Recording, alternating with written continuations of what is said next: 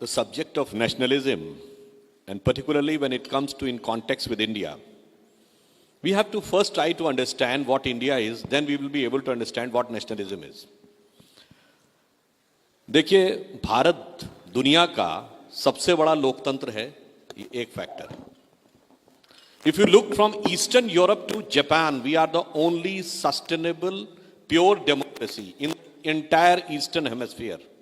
ये दूसरा सत्य है.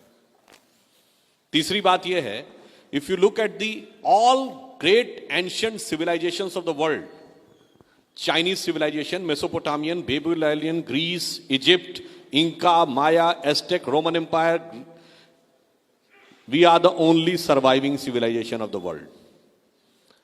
जो अल्लामा इकबाल ने कहा था ना कि यूनान, मिस्र, रोमा सब मिट गए जहां से, कुछ बात है कि हस्ती मिटती नहीं हमारी, सदियों रहा है दुश्मन दौरे जहां हमारा. वो कुछ बात समझने की जरूरत है. चौथा कैरेक्टरिस्टिक क्या है हमारे कंट्री का?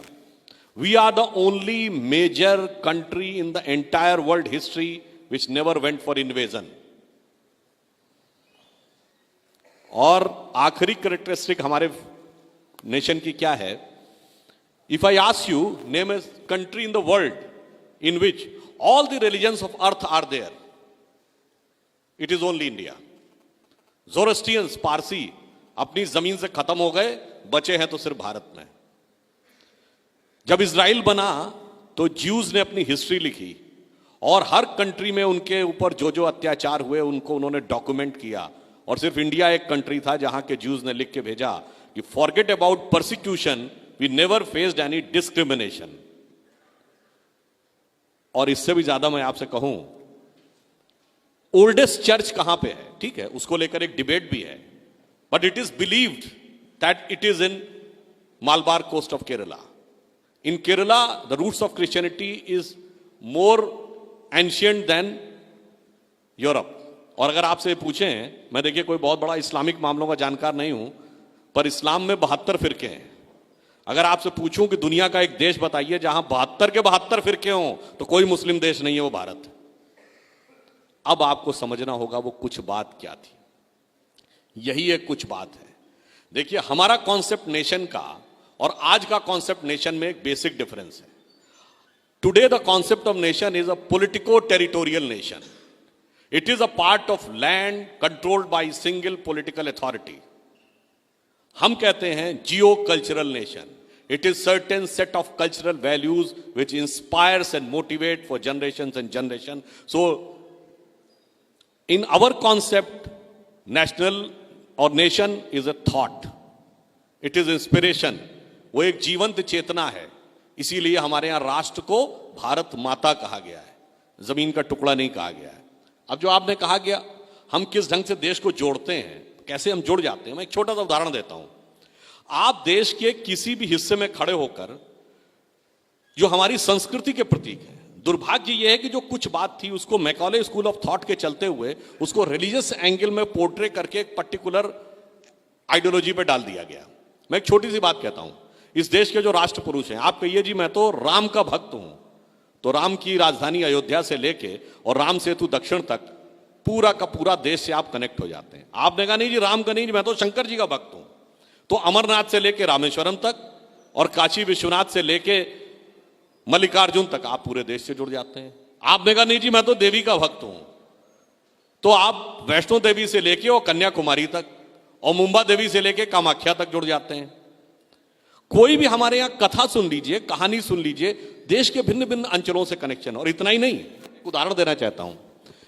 रामेश्वरम आप में से जितने लोग गए होंगे, अगर आपने देखा वहां 22 कुओं से स्नान करना पड़ता है.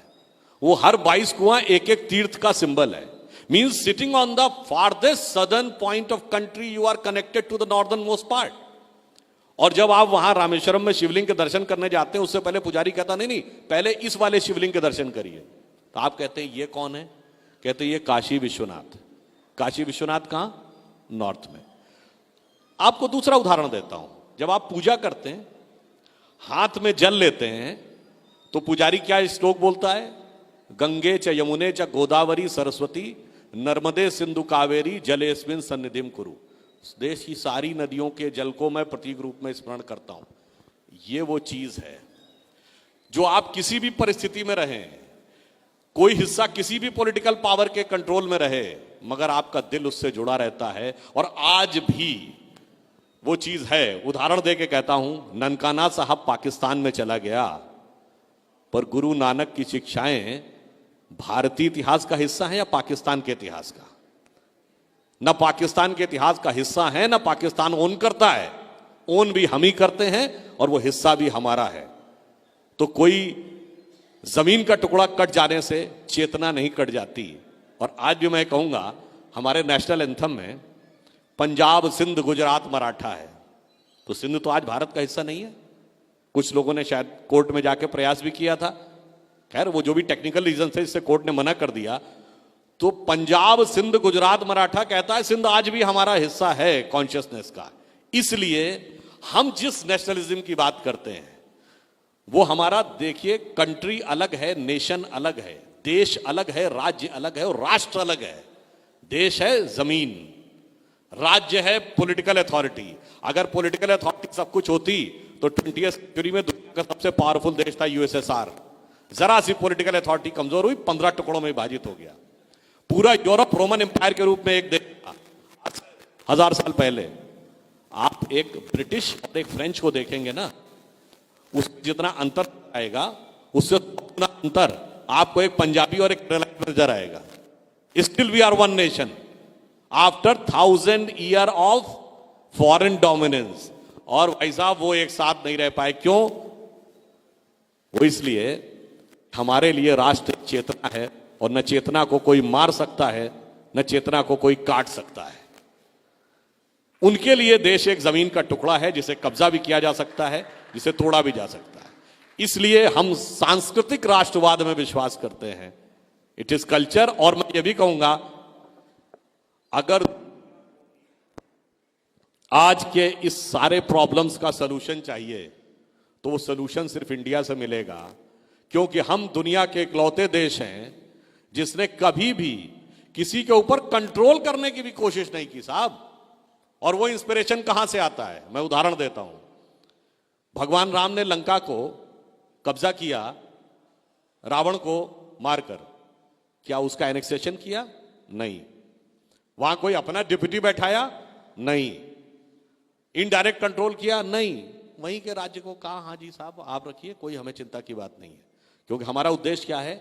वैल्यूज को एस्टैब्लिश करना, ना कि कंट्री को अपने में मिलाना। दूसरा एक अंतिम एग्जाम्पल देता हूं। अमेरिका आज दुनिया में सबसे बड़ा ह्यूमन राइट्स का चैंपियन बनता है। कोलंबस जब वहां पे लैंड किए, जितने नेटिव्स थे अमेरिका के फिजिकली खत्म हो गए। आज कितने रेड इंडियन बचे हैं? They have physically eliminated all the natives. और ईस्ट में एक कंट्री है कंबोडिया। कंबोडिया का प्राचीन नाम है कंबुज। कंबुज इसलिए कि वहां कंबु ऋषि गए थे। कंबु ऋषि गए, उन्होंने उनको पूरा का पूरा उनको सिविलाइज किया। कहा आप वैसे ही रहिए, ना हमने आप पे कंट्रोल किया, ना मैंने आपको अपने में मिलाया, ना आपको एलिमिनेट किया। ये कंबु और कोलंबस का जो अंतर है ना, ये वेस्टर्न माइंडसेट के नेशनलिज्म और हमारे सांस्कृतिक राष्ट्रवाद का अंतर है। धन्यवाद।